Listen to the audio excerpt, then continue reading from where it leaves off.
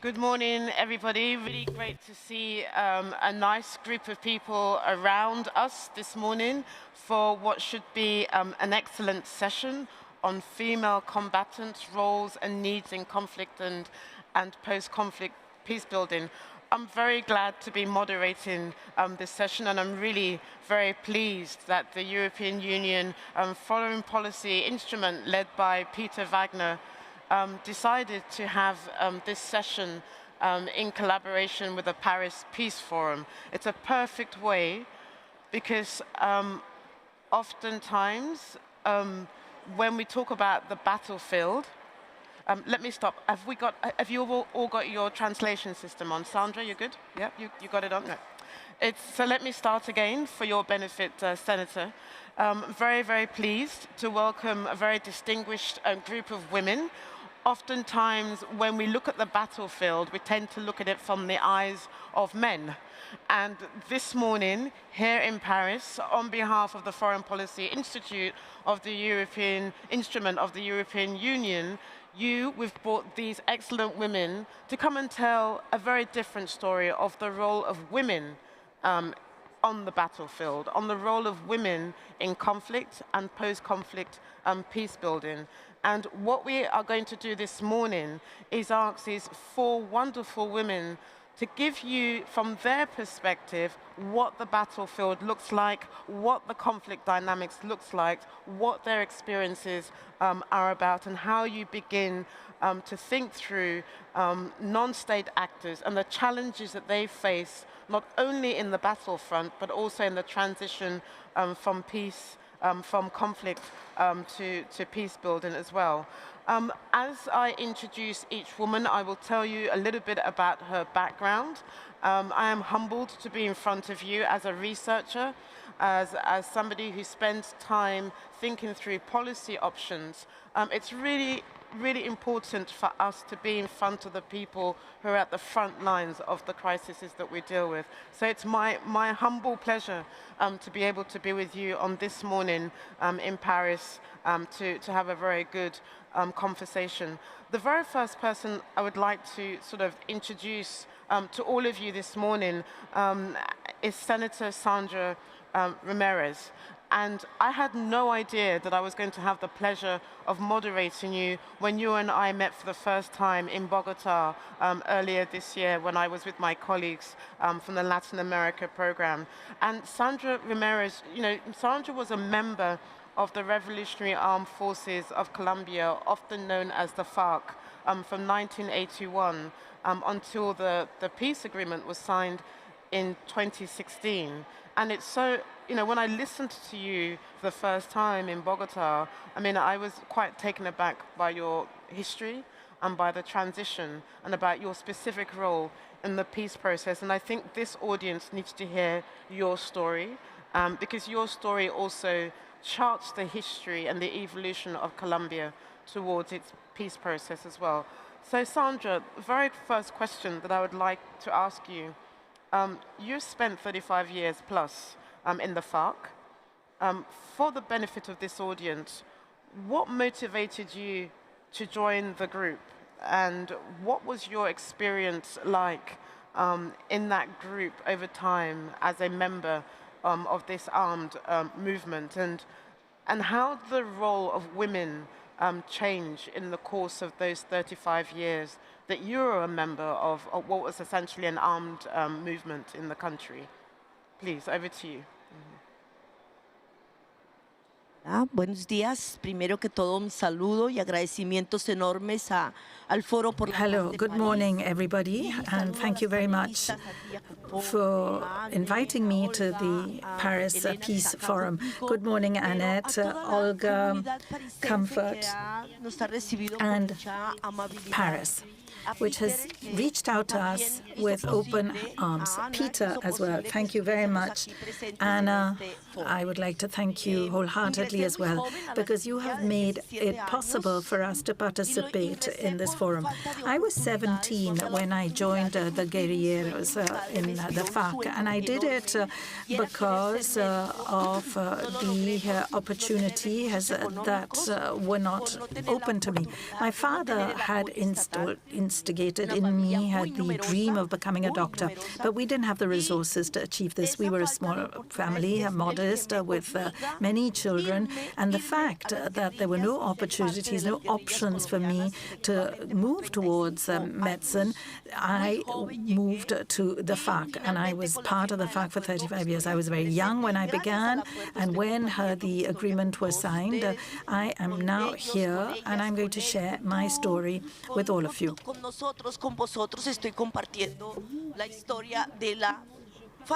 I share these stories with all of us because I want to talk about the fact that a country such as Colombia really was ridden with inequalities and was marked by inequalities and violence. The war or these cycles of violence were continuous for many years, and many young people, men and women, were actually pushed towards the guerrilleros to find a way of survival.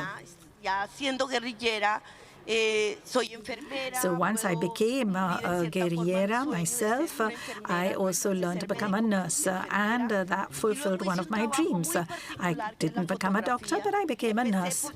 And I also worked in another area. I started working in photography. I processed black and white photos, and I also worked in the area of the environment. I took photographs of the environment and the ecology, and this really filled me with a great deal of joy. And I was also a radio operator when I was part of the FARC, and now I am a senator. And this is really part of the agreement that was signed with the FARC. So this is my second mandate in the Senate.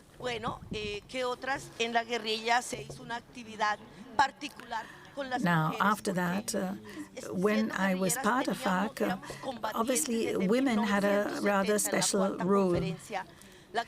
As women combatants, we've been fighting since 1990, and in fact, we were given a special status. We were called women combatants, and so we had equal rights and duties. And this, therefore, made it much easier for us to actually operate in the guerrilleros, and also allowed us to participate in the administrative side of things and the military side of things. So this was a great opportunity.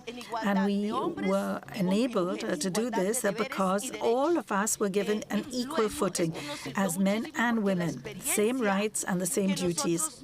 And this was extremely useful for all of us because during the armed struggle, we had all that experience. And then when we actually got to the peace signing, we in fact negotiated for 5 years. We were in Havana, and we managed to actually include these issues in the peace accords. And that is the question of gender.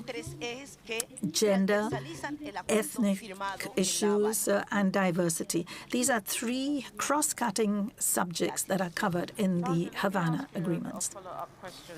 I mean, it's interesting to understand how women evolved within the organization.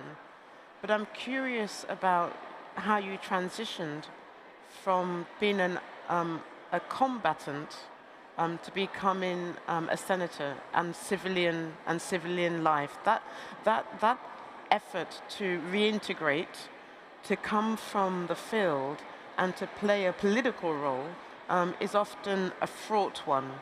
And it will be really interesting to hear your story and that transition that you pursued from FARC to becoming a political actor in the country.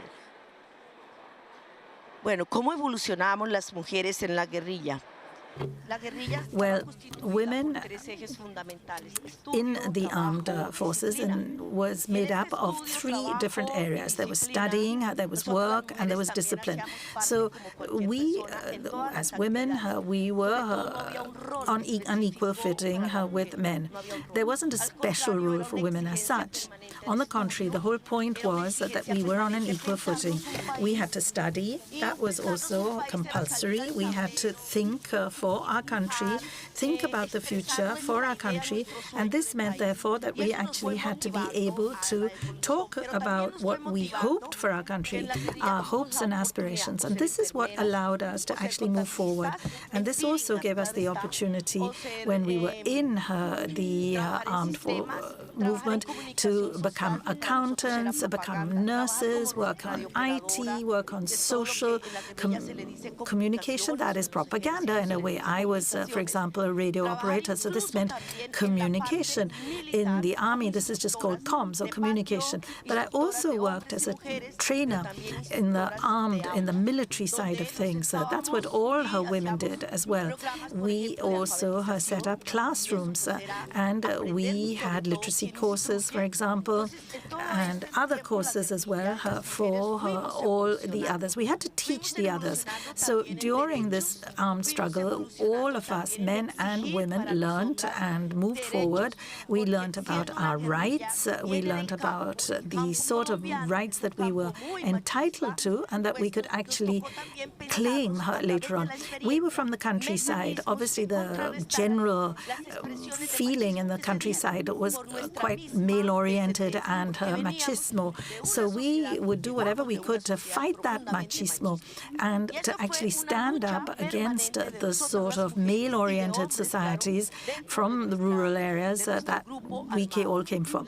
And women in our armed struggles as well had an equal footing. And I think this was important because we were given an equal right and duty. But it was also the combat that allowed us to do that, the struggle that allowed us to do that. We were side by side.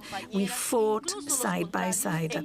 We got the injured in, and we helped our comrades, but also our opponents. We helped them when they were injured during these moments. So this is the work that we carried out, and this led to some recognition. Then when the peace agreement was signed with Elena Brosi, who was with us by our side and helped us throughout that period, and I admire her wholeheartedly. I was with her in Havana. Then we actually signed the agreement, and I was then nominated and made a senator. And this was very useful because I developed my skills and I had certain know-how, and I was given very important roles to play. And it was also that the evolution, the way that we, the women, had evolved in FARC was very interesting. So we were able to help women in the country who had not had the same opportunities to move forward. About the equality and how that panned out, because that's a fascinating story. You know, Olya, it's not often that you get somebody who's live and direct in a conflict to be on the podium in this way, and that you're able to come to Paris in the midst of being on the battlefield at the same time is an intriguing one.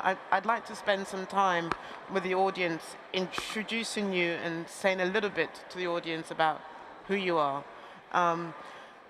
Olya is a Ukrainian combatant, a military volunteer, and a human rights defender. And she's been part of the Ukrainian military war effort and is currently fighting in the conflict, as well as being a volunteer with prisoners of war. So, Olya, for me, it's really a statement about your integrity to be able to come here to share your experience of being in the battlefield, of being right there on the ground as a female combatant. I'd like to ask you, you know, you've had many roles, both within the Ukrainian military but outside of it as well, working on peace, on security and human rights. What roles or what role do you see for yourself sort of in the community of sort of reconstruction? So today you're a fighter, today you're active, but what other roles sort of define your role as a combatant, but also somebody who's working to get out of conflict today? And what do you see as the barriers as a woman at the battlefront as well? Thank you. Thank you, gracias. Bonjour, I don't know, Guten Morgen. As far as I was working for Deutsche Welle a long time ago, for 20 years, I was working on everything you mentioned, on human rights defender. Actually, I'm defender.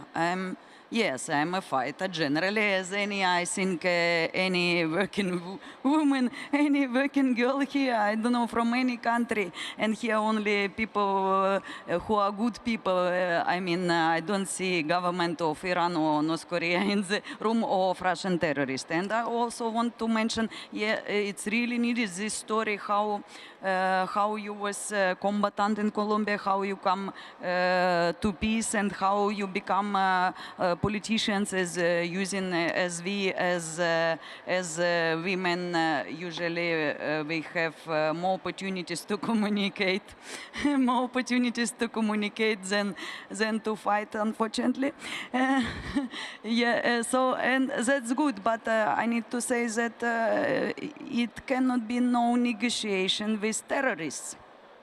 And Russia is a terrorist state, and I'm sure that light will win, that we all work on this together, that it will be victory. Now I'm working more to bring in a victory for the light over darkness. I'm sorry for quoting maybe, but why I will sorry? Because I'm a woman? No. I'm Ukrainian, I'm patriot, and that's what it means. And why I took arm into weapon only because previous year I thought that I can be not soldier but officer, or because I have high education, and I thought that maybe I will be like military translator or something like this, somebody like this, but as a woman, I was not prepared. Like in some countries, women and men are serving in the army, and I was not prepared. I didn't know Kalashnikov previous year, so I go to the. So previous year I was, let's say, volunteer, not in the meaning of bringing something for free, volunteer, but in the meaning of like Ukrainian history, I think those who are who become by our own will combatants, knowing that this means volunteer, that you go not because some military officer catch you in the street and give a request, come please to the army because we know where you boy, but because of my will, because I'm being patriot, that means volunteer, not in meaning I bring good things. Of course, I'm defending light, I'm defending my patria, let's say. I remember I was traveling here for 3 or 4 days from the front line in the Zaporizhia region because of Russian terrorists, because otherwise I will fly from Kiev directly to Paris. But I was traveling through Romania, and I really like this written patriot honor, and I really respect everybody who is serving their country in any uniform, because that's needed. Because without language, for example, a lot of French-speaking people here, and without language, without culture, without history, without multi-ethnic political nation who are patriots. As, for example, I have different roots. I'm sorry, maybe I'm sound a bit mixed in my speech, but that's how I feel today, this Saturday morning. That's good day, and light is here in Paris. And I also think that God, how you will call God, but God is also here, because here are good people who are, I think, patriots. Otherwise, you will not be so respectful to each other and to sisters and brothers. And also, I want to say that I really like to see here people who represent. Oh, it's so strange. Who are from indigenous peoples. Because not only because, but just respect. In Ukraine there are 3 indigenous peoples, and because Crimea is Ukraine, that's understandable. And one of them are Kirimli Crimean Tatars, so-called Crimean Tatars. Why sometimes I'm listening languages in origin, because it's really nice how people sound in their native language, not in translation. And I think people can good people can understand each other by non-verbal speaking. And we will have in Ukraine more and more people who cannot hear, cannot speak, cannot come, I mean, because of Russian terrorists, Russian enemy who want, if you have enemy who want to kill you, you need to be kind, but with weapon. Otherwise, you will not survive. So I am defender. And what I also want to say at the very beginning, but it sounds like very end of my intro, that I want to say thanks to European Commission, because I have heard that as far as Ukraine in European continent and with European values, and Moldova also will receive already invitation will receive in December next month to become to have membership in European Union, and that's really great. And last years I was working a lot in Donetsk region. For example, I was working for Crimean News also. Why I put Sandra and Hat, because radio operator. I was working for all the radio, Roman radio, Chiriko, Crimean News radio, Hayat, different radio from public radio. I was working for all the good radios in Ukraine for ages. And also I want to say merci to France and Paris, especially once I was invited because I was covering, I was environmental, maybe I miss, because even on the front line I am doing this recycling, how to say, sortieren in English. I'm doing waste management. Imagine we are doing together, but I really like to do it like plastic in one in the front line, believe me. And you're playing multiple roles in the front line, just listening to you. You've been a communicator, focused on environmental issues, learning and understanding what it means to be a combatant. So you're playing, you're a testimony to the number of things that people study about the front line, the multiple roles, the varied roles that women play on the battlefields. And it's really, as I said, very humbling that you will take the time and 4 days to get here to tell your story.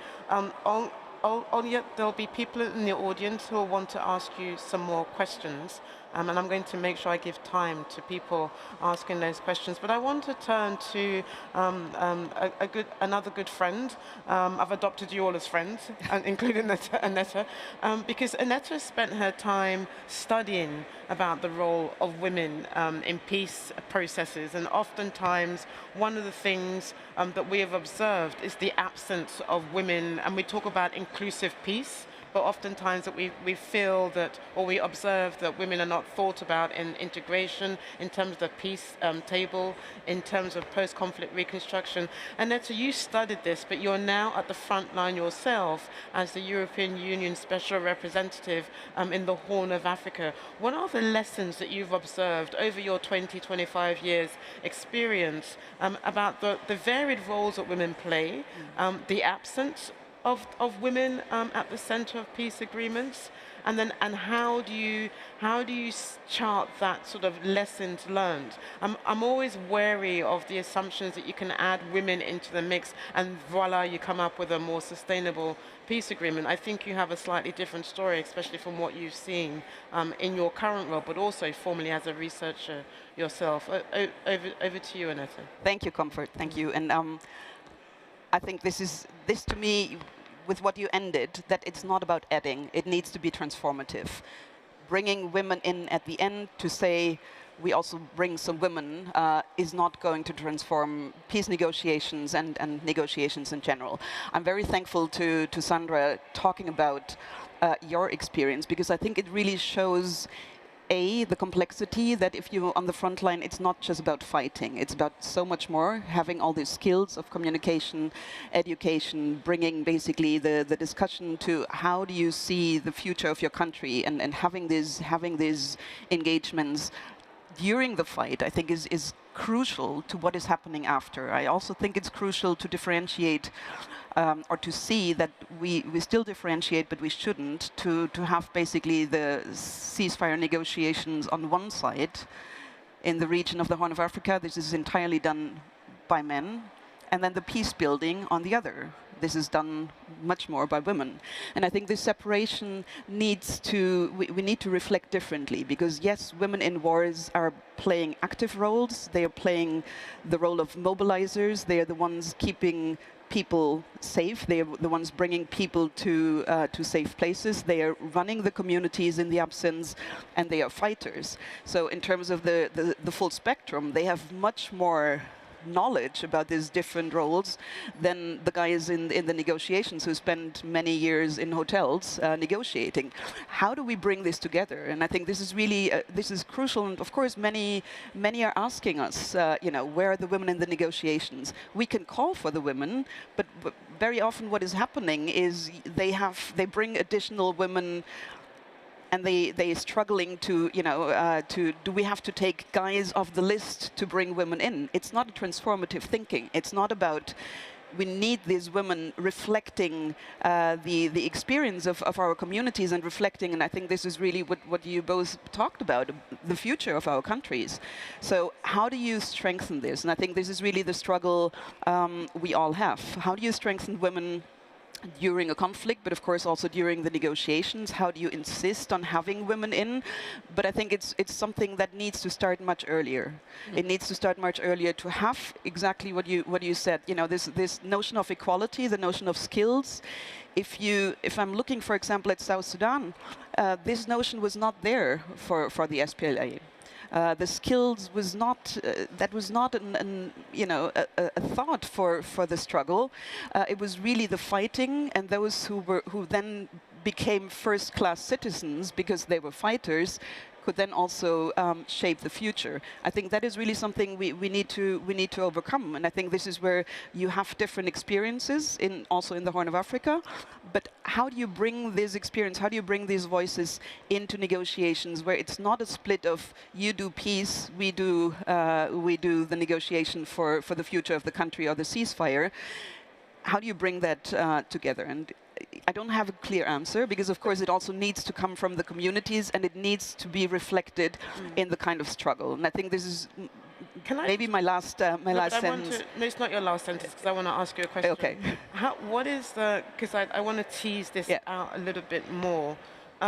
What difference would it have made in South Sudan to have women at the peace table?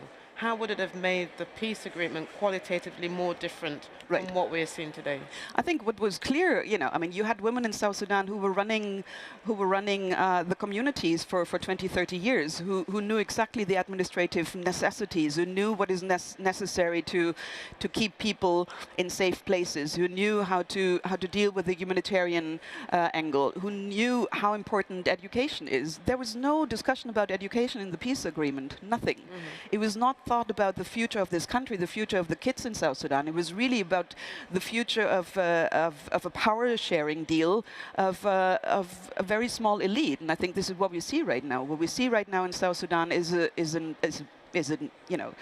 elite deal. It's a deal that is connecting fighters, first-class citizens to each other, but it's not reflective of the wider community. And I think this would have not happened if women would have been part of the negotiations. And I think we see this right now in Sudan as well. I mean, RSF, you have a lot of fighters. The rapid support force. Rapid support forces. You have no women in these negotiations. You have no reflection of what is happening on the ground and where it should go. Because I think this is really what we need to think about in Sudan. And the same goes for SAF, for the National Army. What are we looking at to put them to to a table to negotiate a ceasefire, we need to look beyond a power sharing deal. We need to look into reflecting that it was women in Sudan in 2019 to bring the revolution who went to the streets, elderly women, children went to the streets, who got rid of Bashir. They need to be reflected in this deal. They need to be reflected in how the future looks like. Now, how do you pressure armed groups into including this? Because of course, to them, it's much easier to do a power sharing. It's much easier to do a shortcut deal than looking into a larger future. And I think this is really what you were talking about. It needs much more. It needs the skills. It needs the thinking. It needs the discussions. It needs the alphabetization on the ground. You cannot just do it in the capitals. You need to go to the countryside, and I think this is really what we lacking in our reflections. Let me bring in, thanks Annette, and let me bring in Elena, because the similarities between the two of you is that you were both actively engaged in peace processes. And Elena, you were, or you are, a Colombian sort of lawyer with extensive experiences in international humanitarian law, and Sandra referenced you in her conversation in terms of your role in terms of humanitarian law, but also of peace building, and specifically the role that you played in the process between the Colombian government and FARC, specifically that led to the 2016 peace agreement. When you look back today, you hear Sandra's story and the story that she provided you. It would be interesting to sort of hear your insights in terms of lessons learned, what could have been done differently, and how do you see the benefit of the peace process in Colombia in explaining the role of women today in Colombian society? Was there something specific about that peace agreement that enhanced the role of women now in political life in Colombia as a result of the peace agreement? Bueno, buenos días para todos y muchas gracias por la invitación a la Unión Europea. Gracias, Comfort, por la pregunta. Good morning, and thank you very much for your question. When we signed the peace agreement with the FARC, it has been deemed one of the most inclusive deals that was signed. It was a very thorough process. At the start of the negotiations, no women were involved, whether on the side of the government or for the FARC, and it took 2 years for women to be involved in these negotiations. That was made possible thanks to the women organizations in Colombia. We have platforms for women organizations who've been working very hard to safeguard women's rights, who have succeeded in involving women on both sides, but also for a gender-based approach to be taken into account during this process. In 2014, we created a subcommittee for gender, and 2 years later we signed the agreement. So we've reflected on the role of women in this commission. There was a technical subcommission in the negotiation process, and at the moment we have an agreement that acknowledges the role of women in peace building, but also at wartime. It also mentions the role of women after the conflict, which starts what we call a phase 3, peace building in our country. This agreement also acknowledges the impact of the conflict on women, a specific impact on women, not the same as for men. It also sets out processes and a number of mechanisms with a gender-based approach. It also acknowledges discriminations against women, especially in rural areas. It establishes a mechanism for women to benefit from greater equality and equal rights. And let me link this with a central question here. For fighter women needs to be acknowledged too, and how crucial it is during the ceasefire process for these rights to be monitored and to make sure that these needs are met. I think this was a very enriching experience. We identified best practices. We also listed male and female fighters within the FARC to ask them how they envisaged their future, the future of society, how society would be rebuilt, and taking into account their needs. Colombia is a patriarchy, there is a lot of sexism, but all of this was a way to move forward when it comes to women's rights, and the gender question become central. Our friend Peter Wagner to come and give some remarks, because I do think it's very compelling, having listened to the varied role that you've all played, to sort of get an insight from Peter and the work that you're doing at the Commission, Peter, to bring the role of women more to the spotlight as well. I'm sure a lot of you have questions, and you'll have the opportunity to ask the women, these 4 fantastic storytellers, your questions after, but I really do want to sort of have your voice into this mix as well. No, thank you very much.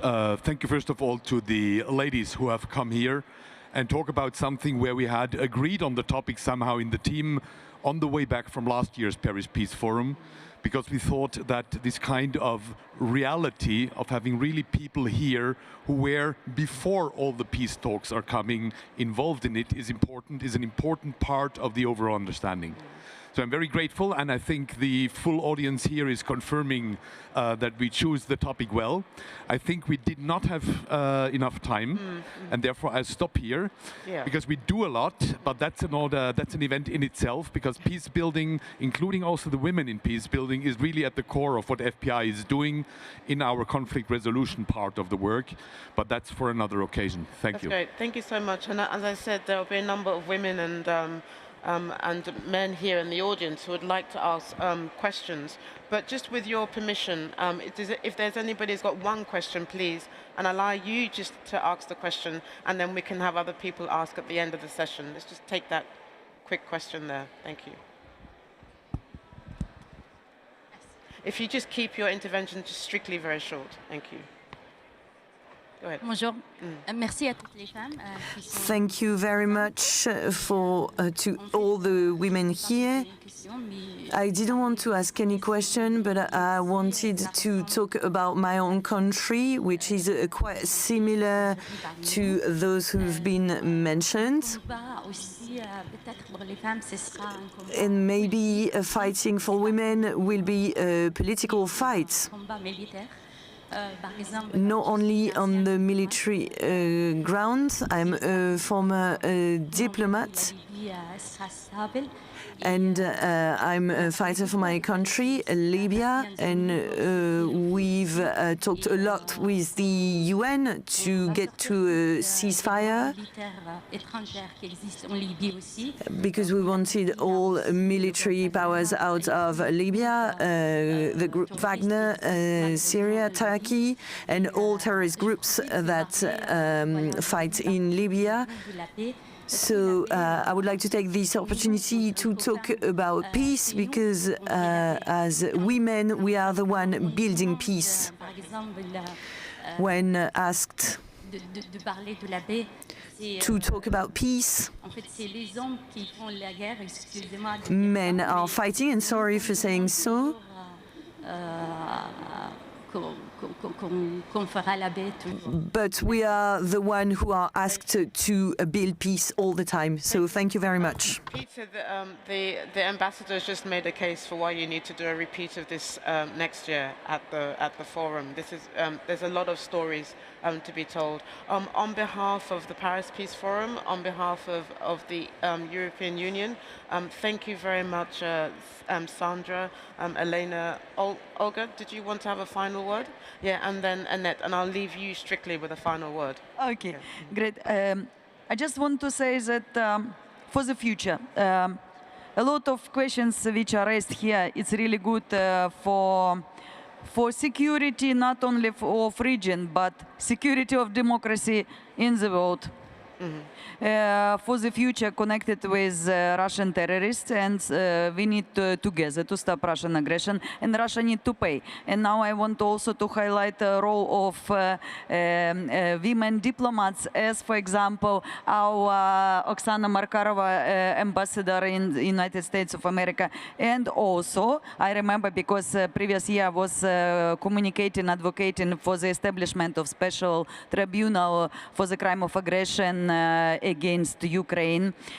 So I want to name also ambassador at large for global criminal justice in the United States of America, Beth Van Schaak. I hope to meet her one day. She's so cool. She is saying that it need to be, because now it's 2023, another Nuremberg need to come for the Russian terrorist. And of course, again, no negotiation, no including everyone into negotiation with terrorists. Let's not discuss this. We are not that Greta Thunberg. As far as even I was covering climate change conferences forever in Cancun, Mexico, in Lima, everywhere, and in Paris as well. Thank you, Paris. Merci. Thank you very much. And it's really, really, again, humbling for the Paris Peace Forum to have you here.